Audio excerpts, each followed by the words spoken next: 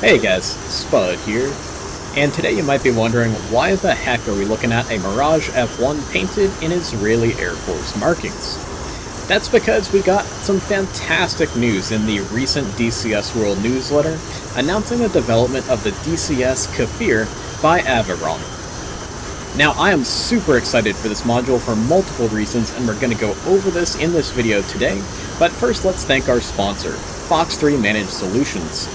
If you or your squadron or virtual air wing are looking for a DCS World dedicated server solution, Fox 3 Managed Solutions is probably the best thing you can go with rather than renting and hosting your own server.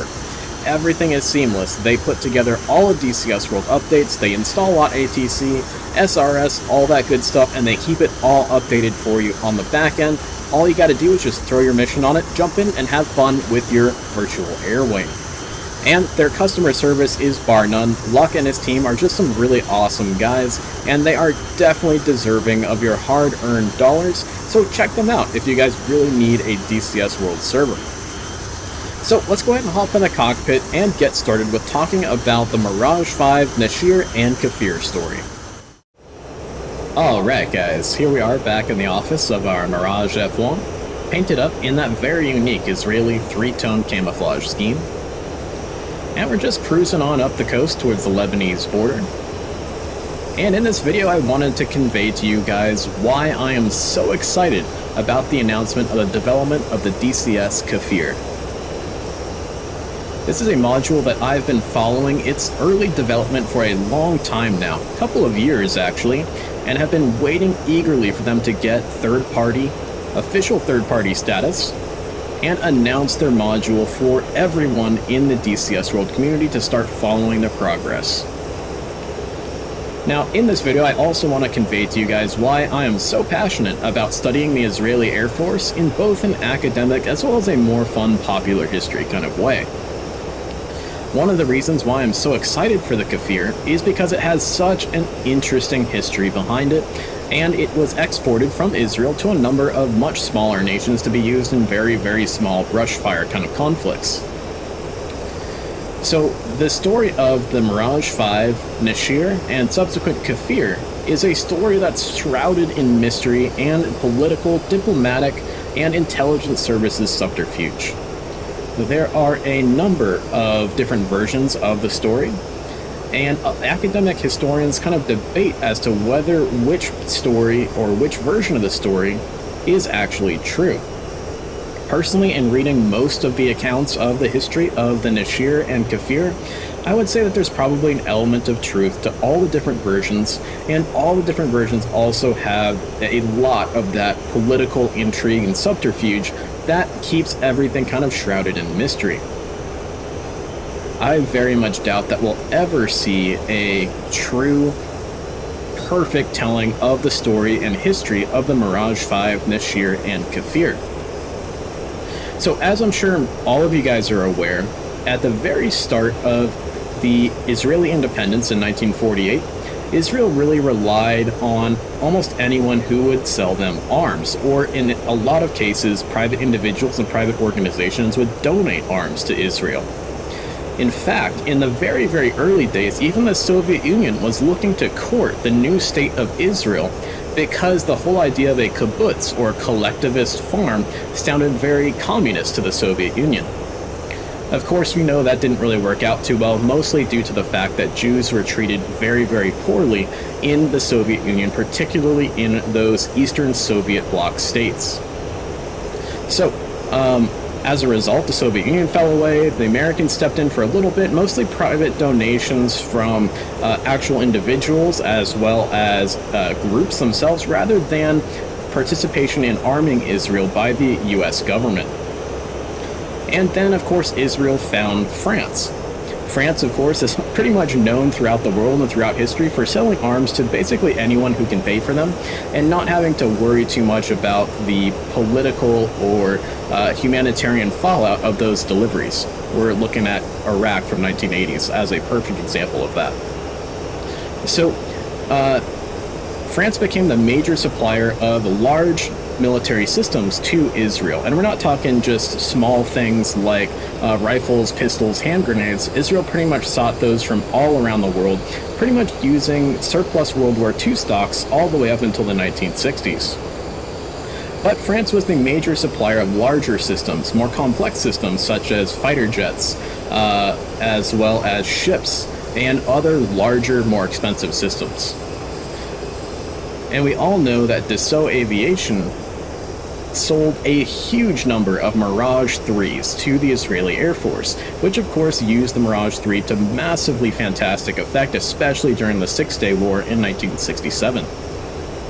Now the Mirage 3, even when Israeli bought the aircraft, they recognized that there were some definite shortcomings to the Mirage 3 as a design that would fit into the service in the Israeli Air Force.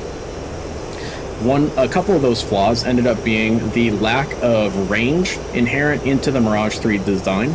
Even for a tiny, tiny nation like Israel, the lack of a good combat radius on the Mirage 3 was a definite major hamper on the effectiveness of the use of the Mirage 3 by the Israeli Air Force, which almost seems kind of paradoxical because Israel is such a tiny country and the people that want to wipe Israel off the map are arrayed around its very small and borders around its country. Another issue with the Mirage 3 was the lack of payload. The Mirage 3 could only carry 2 air-to-air missiles and couldn't carry very much in the way of bombs. So Israel started to work with Dassault on an enlarged and improved version of the Mirage 3 that was going to be called the Mirage V. This was originally a co-development between Israel and Dassault, and the French Air Force as well as other NATO air forces really didn't have an interest in an improved, enlarged version of the Mirage 3 until the Mirage 5 was actually developed and other countries, other air forces could actually see it on paper and see that it was in fact a really, really good idea to change up and improve the Mirage 3. Then, of course, some issues happened in the Middle East, as they always do, and in 1968, Israel launched one of its first cross-border raids into Lebanon. This angered the French government because the Lebanese government at that time was majorly supported both monetarily, politically, and of course militarily by the French military. As a result of this cross-border incursion into Lebanon, ostensibly to root out various militants or other terrorist groups that were along the Israeli-Lebanese border, the French government imposed a self-imposed arms embargo upon Israel, and thus pretty much negated any deliveries of the Mirage V to Israel. Now, this is kind of where the kind of political subterfuge and the mysteriousness of the story actually starts to come in. There are multiple versions of the story that say some of the actual airframes themselves were delivered to Israel. Some versions of the story say no, only the plans and drawings for the aircraft were delivered to Israel, and Israel built all of the aircraft themselves.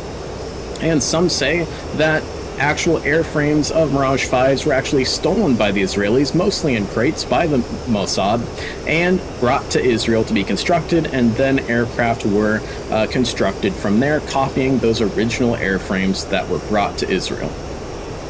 I think that it's most likely a kind of a smattering of all those different things pushed together.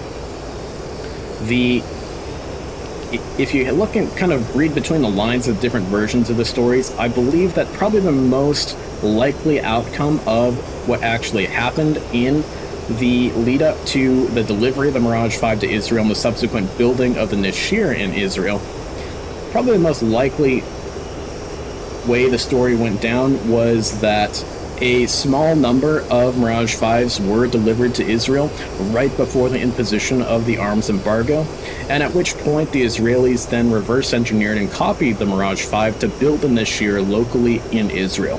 It's not a disputed fact that Neshers were literally built from the ground up locally in Israel.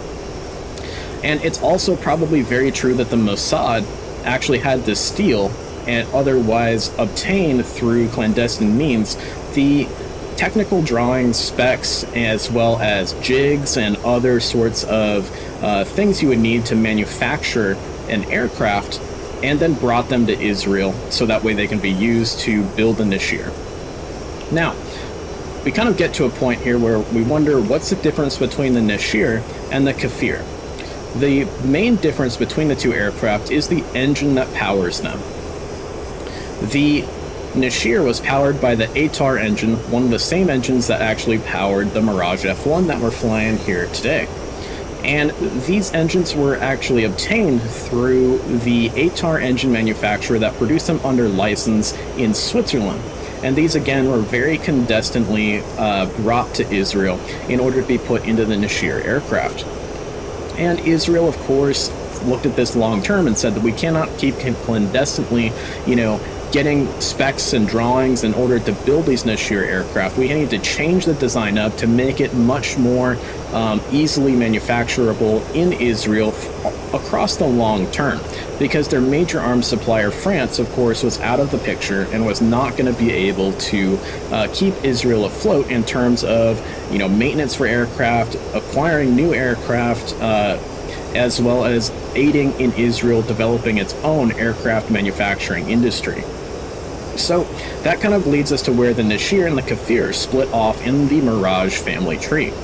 So Rockwell Aviation in the United States actually sent engineers to Israel to figure out a way to mate the Mirage V/Nesher's airframe to the American J79 engine. This necessitated a pretty large redesign of the Mirage V/Nesher's airframe in order to fit the J79, which was actually physically larger around diameter size and slightly shorter than the ATAR engine. It also required a lot more accessory drive components in order to cool avionics and whatnot to allow the aircraft to utilize the J79 to its best effect. It also changed a lot of the aerodynamics of the aircraft, necessitating the addition of larger canards in order to help maneuver the aircraft and get the best performance out of that new J79 engine. So again, the whole story of the Nesher and Kfir very much wrapped in kind of political intrigue, because these Rockwell engineers were sent there and it was all very, very hush-hush to actually get the Nesher to then be redesigned to accept the J79 engine and create the Kfir. So it's a very interesting story that a lot of people were still sworn to secrecy for a long, long time afterward. There are even some stories where Dassault Aviation clandestinely helped the Israelis because the CEO of Dassault in the 1960s and 1970s was actually a major supporter of Israel as a result of witnessing the treatment of Jews by the Nazis during World War II, because he served, of course, in the French military during World War II. So it's all very, very interesting stuff here.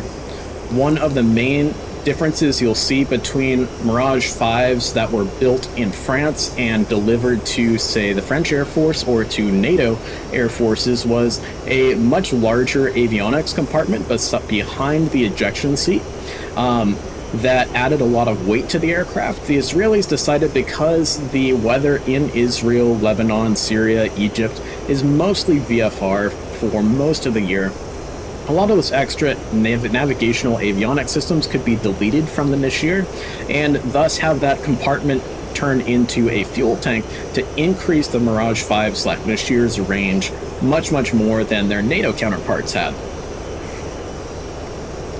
This additional weight savings also allowed the Nesher to carry more ordnance and heavier ordnance on their hard points than the NATO counterparts as well. Now, the Kfir version definitely served a lot longer in the Israeli Air Force than the Nesher did. Because the Kfir had more electronic power available to it as a result of the J79 engine, more advanced avionics could be added to it, and systems that allowed things such as CCIP bombing could be allowed to be integrated into the aircraft itself. And more advanced versions of the Kfir were built, and Kfirs that are exported to other countries like Ecuador and Colombia can actually have glass cockpits and be fitted with targeting pods, laser-guided bombs, Fox 3 air-to-air missiles, and weapons of that nature that are very, very advanced. One of the major hurdles for Israel of actually exporting the Kfir to other countries is actually the J79 engine.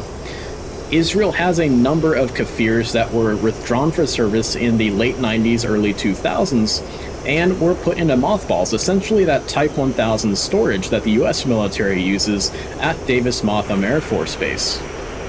That Type 1000 storage that they put them in allows Israel to essentially have an export customer say, hey, I want a Kfir, and I want it to have these upgrades, IAI, then go in, add the upgrades, bring the aircraft up to glass cockpit configurations, allow for the integration of lightning targeting pods, laser-guided bombs, Fox 3 missiles, usually Derby air-to-air missiles, and allow the aircraft to then be exported at a very high capability standard. These upgraded Kfirs are usually the C10, C11, and C12 standard.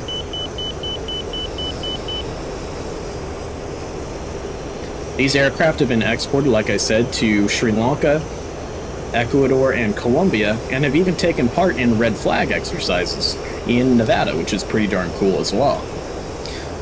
Now, Israel was hoping the Kfir could be exported, especially after their withdrawal from service and massive upgrades done by IAI, in a much wider context in many more countries. However, that J79 engine, an American-built engine being a large component of the aircraft, means that the aircraft is subject to State Department export controls.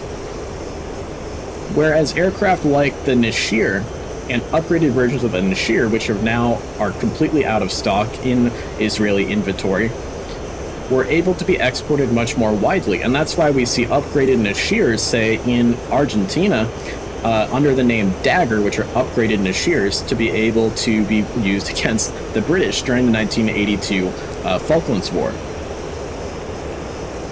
So this aircraft is just such an interesting airplane, and I just really cannot wait to finally get my hands on a Kfir in DCS. It'll be a fantastic aggressor aircraft to be used by the US Marines and the US Navy. It'll be an awesome addition to the Syria map, helping to fill out the ranks of the Israeli Air Force for the 1973 Yom Kippur War, as well as the 1982 Lebanon War especially. And of course, the various brush fires and intifadas during the 1990s. As well as it'll be a nice addition to the South Atlantic map because of the various South American air forces that flew and still fly the Kfir to this day. It's unknown what versions of the Kfir will actually be getting. I believe we'll probably be getting a C7, which is the penultimate Israeli Air Force version of the Kfir, but it'd also be very, very cool to get a glass cockpit, fully upgraded Kfir C10, C11, or C12 that'll allow us to drop laser-guided bombs, use lightning targeting pods, and fire Derby air-to-air missiles, which are Fox 3 capable missiles, which would be very, very cool. It can also be a fantastic stand-in for the South African Air Force for a South African Cheetah. And the Cheetah is a whole other really fascinating topic to talk about, but is essentially a Mirage 3 upgraded to Kfir standards by the Israelis, and potentially even clandestinely by Dassault Aviation. So all very, very interesting stuff here, guys, and I cannot wait for this aircraft, and I hope you guys are just as excited as I am. So we'll go ahead and end this video here, and we'll see you in the next one. Fly safe, guys. Definitely like and subscribe, and make sure you hit that bell icon so my videos are actually delivered to you guys, because apparently YouTube doesn't like fighter jets and blowing stuff up. We'll see you in the next one, guys.